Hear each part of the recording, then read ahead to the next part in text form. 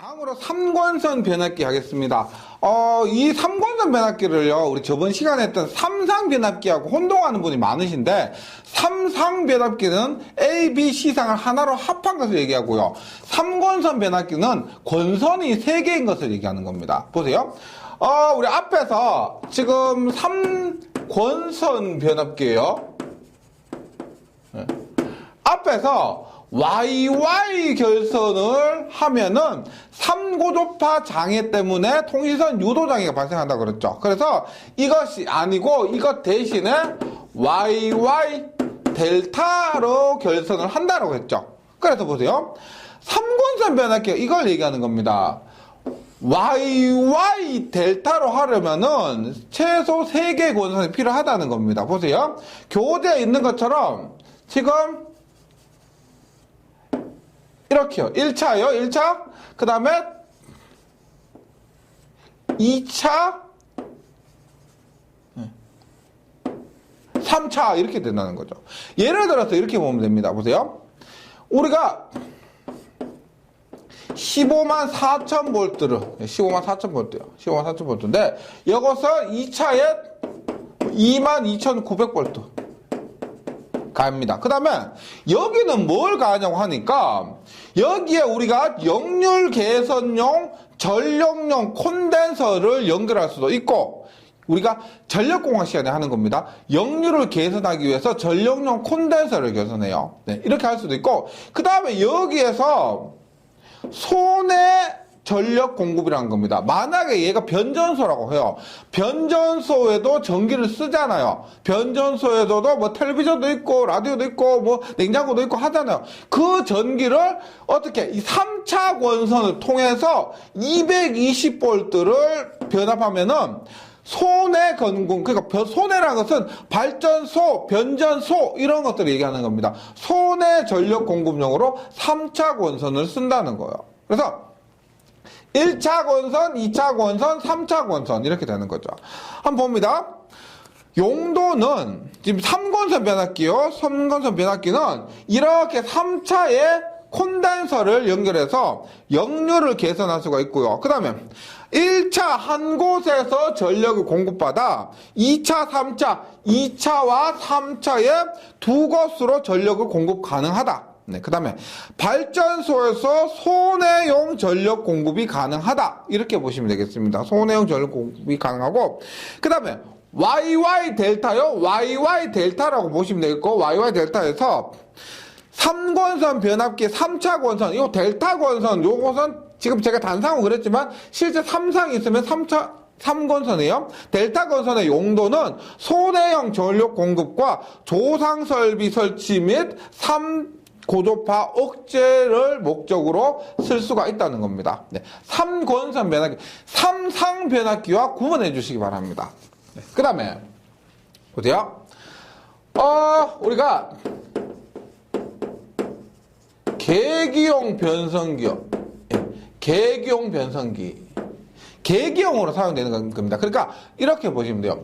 우리가 지금까지 한 것들은 전부 전력용 변압기입니다. 전력 공급용이요. 근데 여기에는 뭐냐? 계기용 변성기. 계기용 변압기라 하지 않고 계기용 변성기라고 하는 겁니다. 변압기, 일반적인 변압기와 구분을 하기 위해서 물론 계기용 변압기라고도 하기도 하지만은요. 여기서 변성기라 쓴 이유는 앞에서 전력 공급을 위한 그런 변압기와 구분을 하기 위해서 변성기다 이렇게 한 거예요.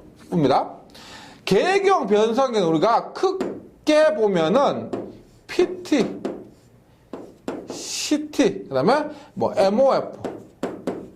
MOF를 PCT 이렇게 얘기를 합니다. PCT. 이건 뭐냐? 이거는죠, 실기에서 굉장히 중요한 부분이에요. 간단한 개념만 설명드리면, P는 포텐셜이라고 합니다. 포텐셜 트랜스포머라고 해서 계기용 변압기. CT, 커런트 트랜스포머입니다. 커런트 뭐다? 계기용 변류기. MOF는 PCT라고 합니다. PCT가 뭘까요? PT 더하기 CT요. 그래서 얘를 정확한 명칭은 전력 수급용 계기용 변성기요.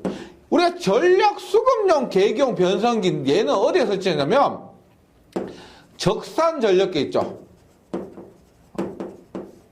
적산 전력계, 우리 전력량 산출하는 적산 전력계에서 이 MOF를 거쳐서 적산 전력계로 전기가 들어간다는 겁니다. 그래서 우리가 적산 전력계, 전력 수급용으로 사용하는 계기용 변성기가 되는 겁니다. 요 세 개가 우리가 계기용 변성기가 되는 거예요.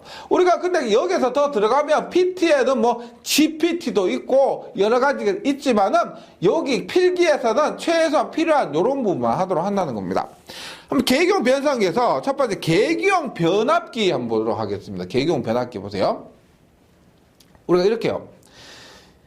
이렇게 전기가 들어오는데 여기에 뭐 삼성 22,900V가 들어와요.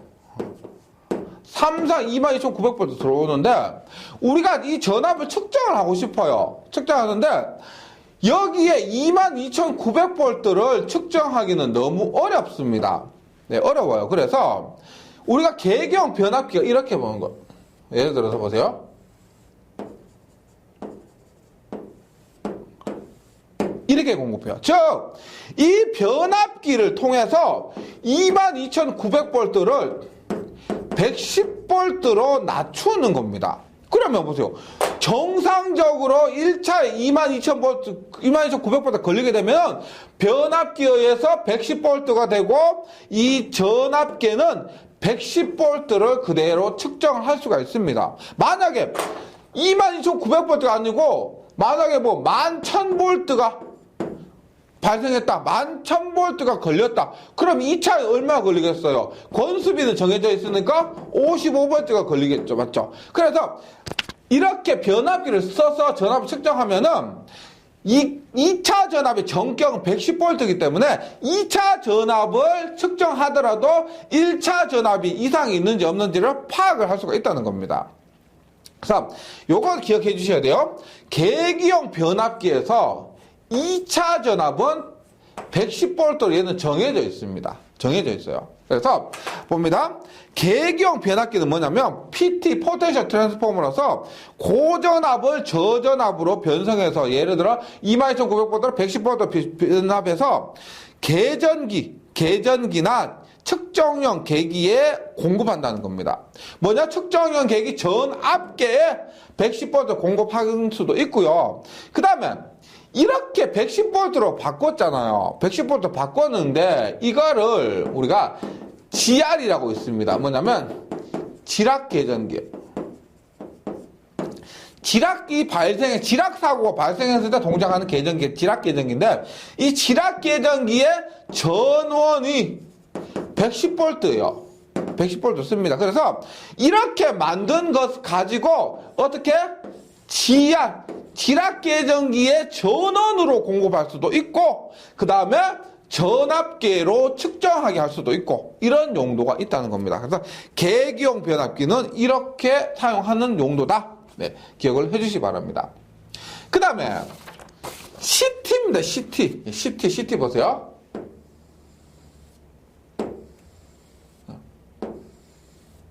CT요. 커런트 트랜스포머라고 합니다. 커런트 트랜스포머. 얘도 똑같아요. 보세요. 일단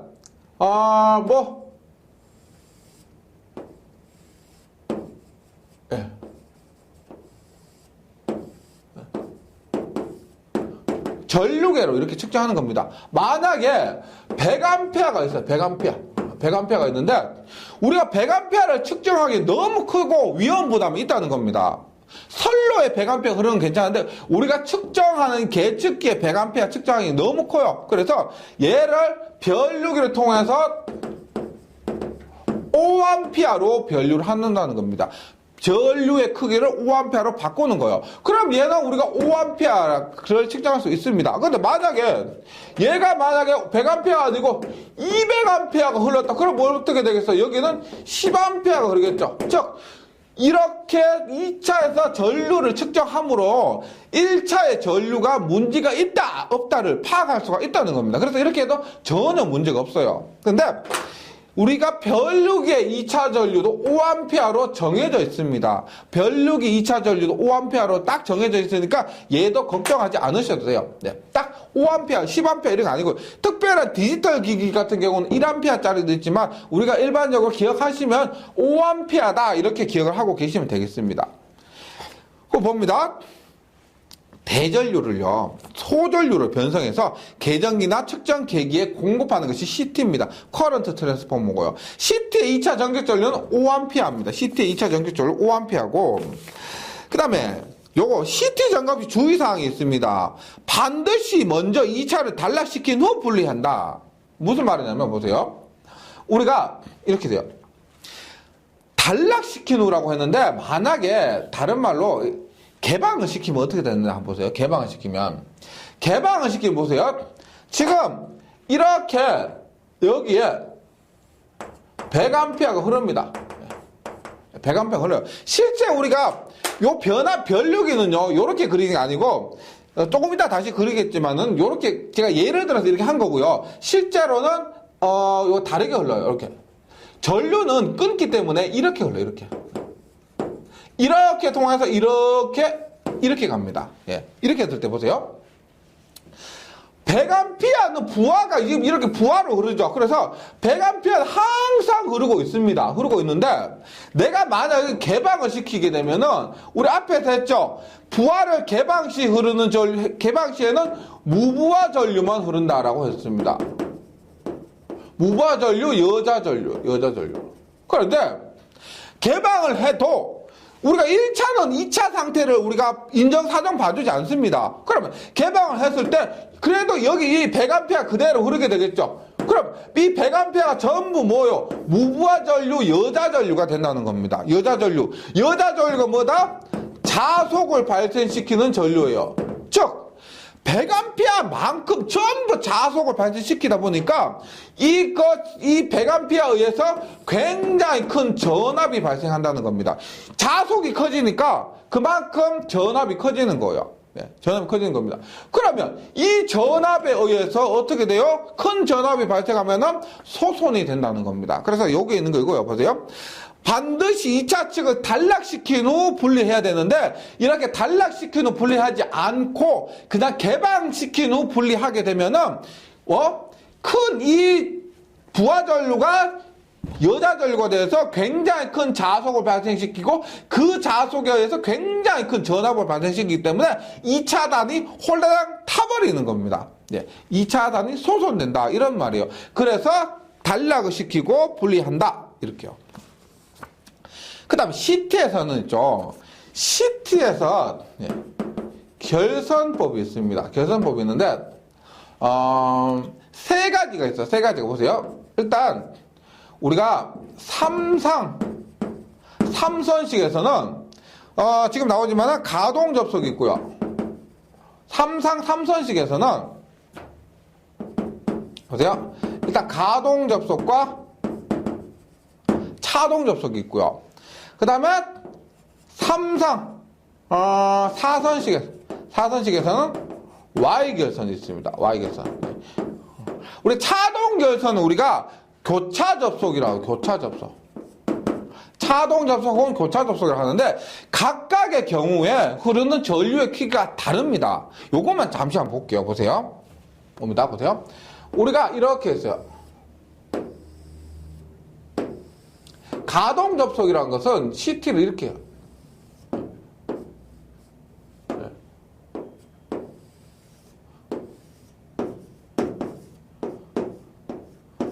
이렇게 흘러요. 보세요.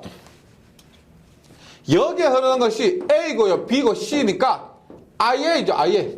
요거는 그 IC예요. 그러면 전류에 흐르는 전류 어떻게 돼요? 전류에 흐르는 것은 보세요.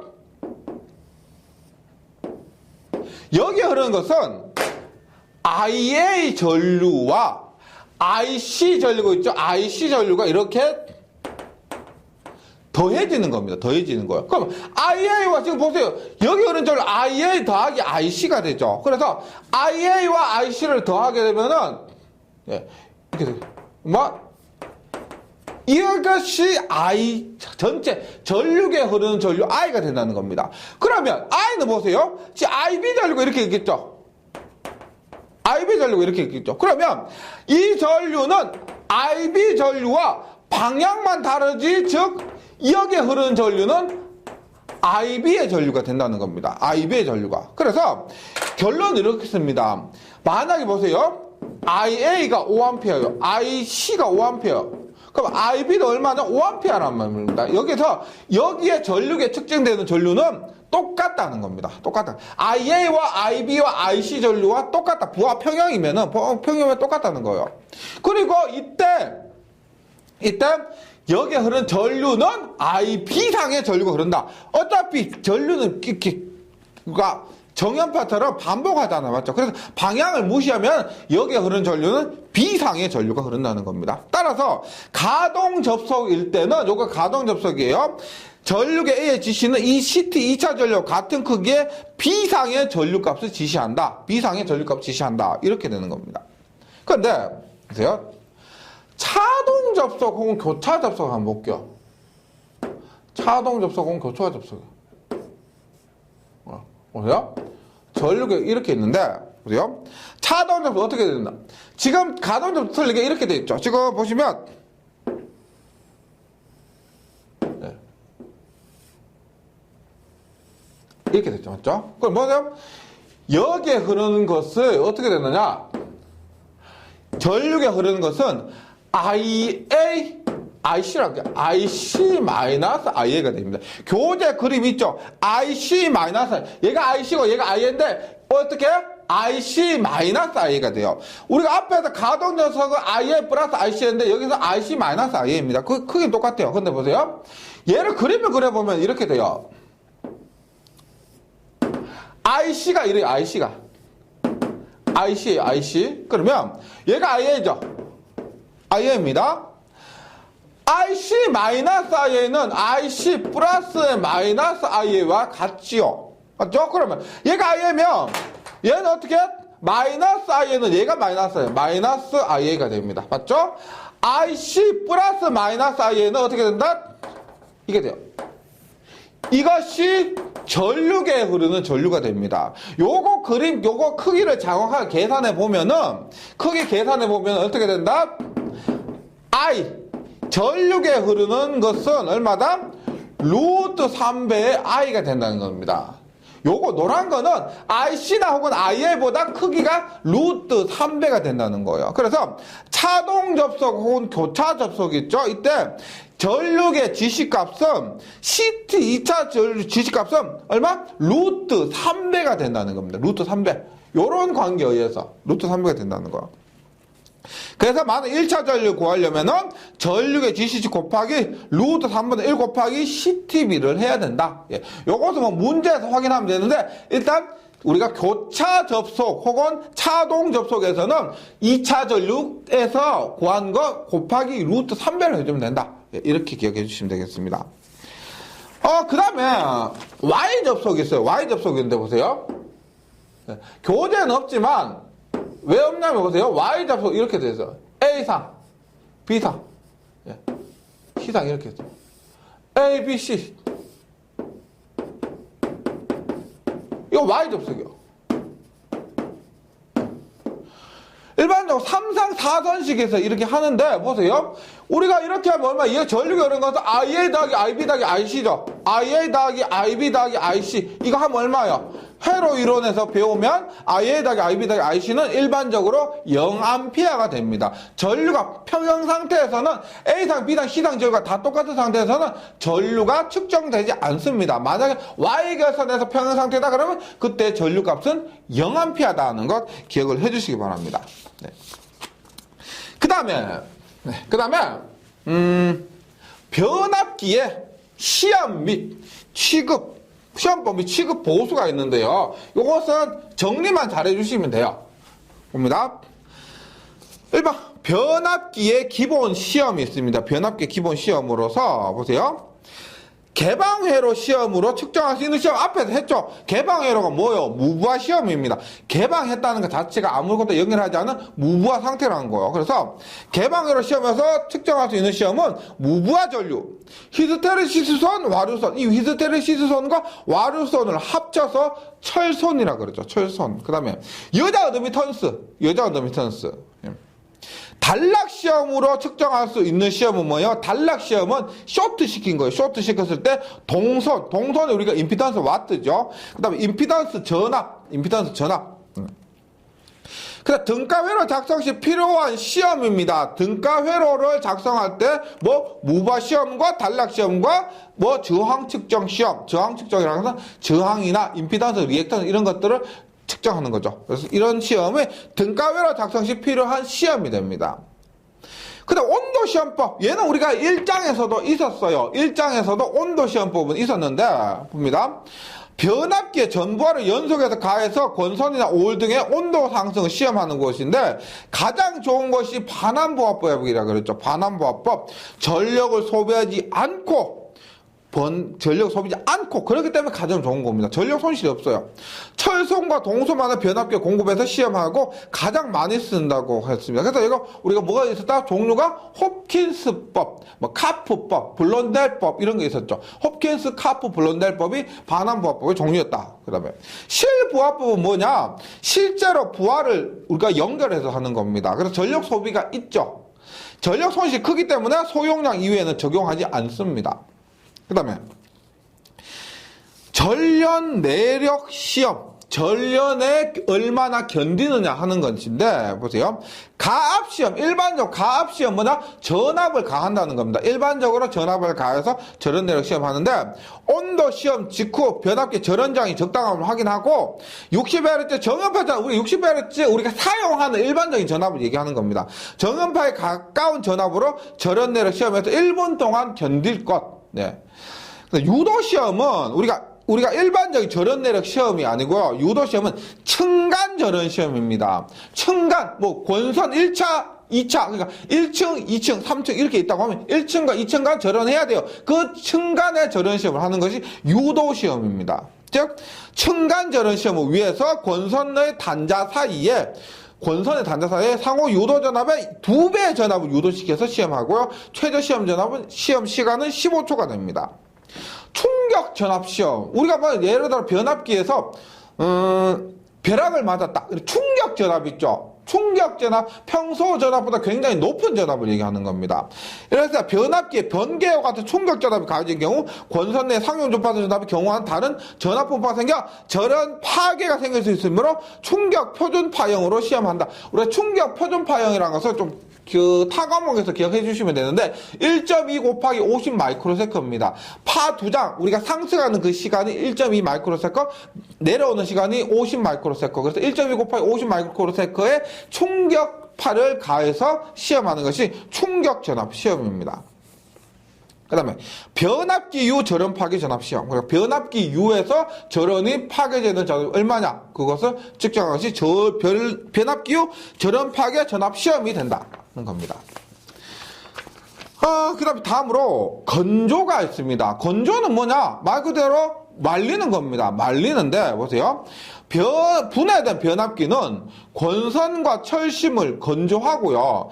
이 안에 있는 습기를 제거해서 절연을 향상시키기 위해서 건조를 하게 됩니다.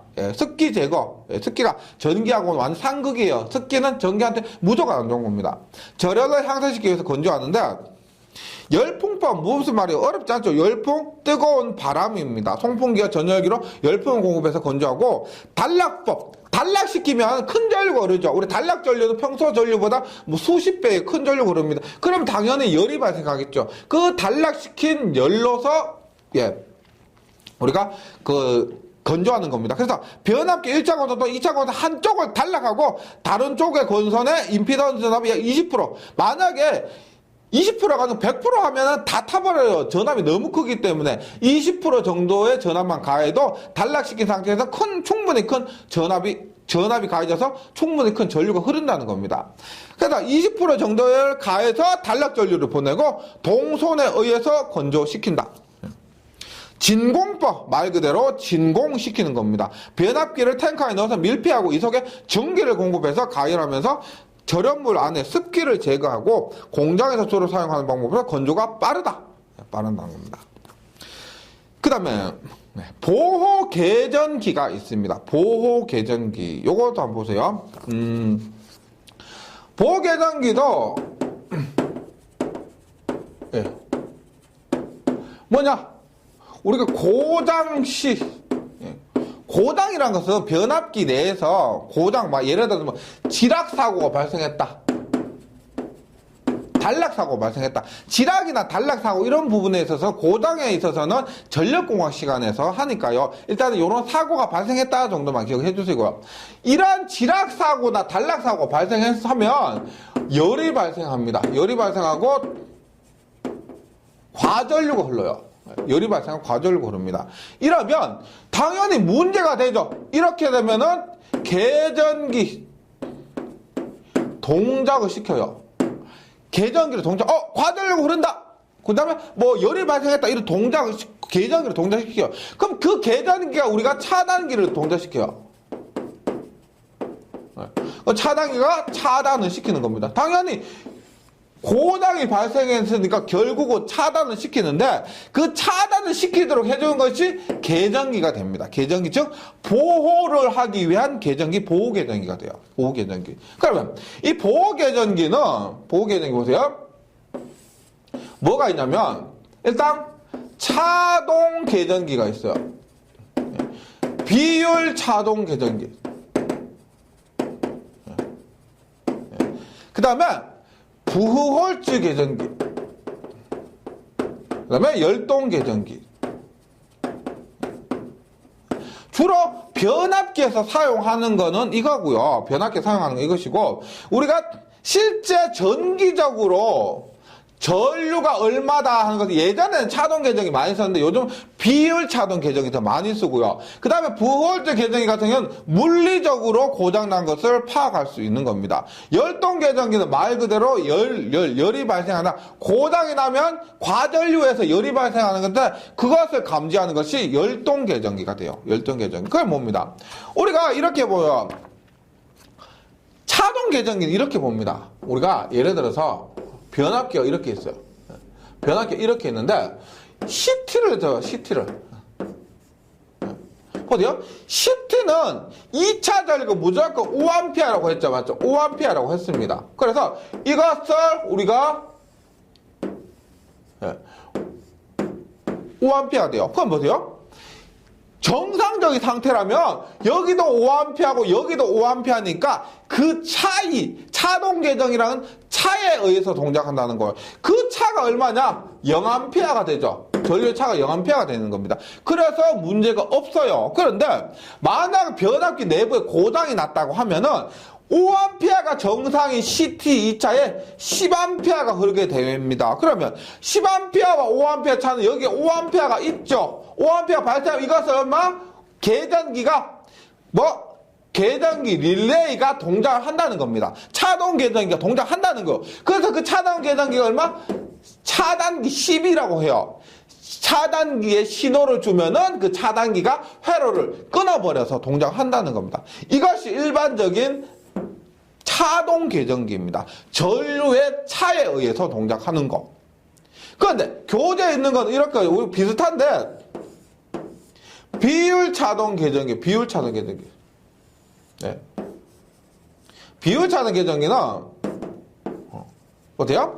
여기에 억제 코일이 있고 동작 코일이 있습니다. 억제 코일과 동작 코일이 있어요. 그래서 보세요. 여기에 동작 코일에 만약에 정상 전류 한 30%, 한 40% 정도의 비율의 차이가 나면 비율 차동 개전기입니다. 그냥 일반적인 몇 암페어가 아니고요. 몇 퍼센트냐? 예. 약간의 유도리를 주고 하기 위해서 몇 퍼센트의 차이가 발생하느냐. 그런 차이가 있으면은 동작한다고 해서 비율 차동 계정기라고 하고요. 요즘에 더 많이 쓰이는 겁니다. 요게 비율 차동 계정기. 일단 차동 계정기 없는 이런 억제코, 동작코일의 비율 차동 계정이 있다는 겁니다. 그래서 교재 보시면 차동 계정기는 내부 고장 발생 시 고저압측에 설치한 CT 2차 전류의 차에 의해서 계정기를 동작시키는 방식이고요. 비율 차동 계정기는 요즘 많이 쓰는 거요. 내부 고장 발생 시 고저압측에 설치한 2차 CT 2차 억제코일에 흐르는 전류차가 일정 비율 이상 되었을 때 계정기가 동작하는 방식입니다. 네, 비율 차동 계정기요. 그다음 부홀츠 계정기요. 부홀츠 계정기. 근데 우리가 여기서 발전기 고장에서는 발전기 내부 고장이 나면 차동 계정, 비율 차동 계정기를 모두 쓸 수가 있습니다. 근데 부홀츠 계정기는 변압기에만 쓸 수가 있어요. 발전기에서는 비율 차동 계정기는 쓸 수가 있지만 부홀츠 계정기 못 써요. 그래서 부홀츠 계정기는 변압기 전용이다. 이렇게 보시면 되겠습니다. 부홀츠 계정기는 이렇게 되는 거예요. 우리가 고장이 나잖아요. 맞죠? 고장이 나면 열이 발생합니다. 열이 발생하면 그 열에 의해서 압력이 발생하고 압력에 의해서 또 열이 발생하니까 기름에 전기가 발생하는 겁니다. 그렇죠? 그것을 검출하는 거예요. 물리적으로 그것을 검출하는 거예요. 그래서 변압기 내부 고장으로 인한 전련 유해, 변압기 기름의 온도 상승 시 발생하는 유전기를 검출해서 경보 및 차단을 하기 위한 계정기가 부홀츠 계정기가 됩니다. 부홀츠 계정기. 그다음 열전 계전기는 열동 계전기 뭐냐? 말 그대로 열에 의해 동작한다고 해서 열동 계전기가 돼요. 열동 계전기는 변압기 권선의 온도 측정하는 것이 열동 계전기가 된다. 그래서 고장 시 동작하는 것이 되는 겁니다. 네. 지금까지 뭐 변압기에 대해서 뭐 이렇게 얘기를 했는데요. 뭐 계단보다 말 문제가 이렇게 많았습니다. 뭐 다시 말씀드리지만 이 부분은 실기에서 많이 나오는 부분이라서 중요한 거고요. 근데 실제로 현장에 가서도 중요한 부분입니다. 뭐 필기에서 배우는 자격증 취득하기 위한 내용들 그냥 자격증 취득하면 끝. 이거 아니고 만약 현장에 계시거나 약간 비슷한 업무를 하시더라도 이런 부분은 있죠. 기계 공부하시는 분도 이런 부분 공부하세요. 왜냐면 그만큼 이런 부분은 전체 설비에 있어서는 차지하는 비중이 굉장히 큽니다. 예. 그래서 요 부분은 조금 이렇게 계산도 아니고 증명도 아니고 그냥 말로서 쭉쭉 설명드렸지만은 그만큼 중요한 부분이다라고 기억을 해주시고요. 한 번만 좀 다시 정리를 해주시고 문제 풀면은 원활하게 풀릴 거라고 말씀드립니다. 예. 잘 정리해 주시고 저는 문제 풀이 시간에 다시 뵙도록 하겠습니다. 수고하셨습니다.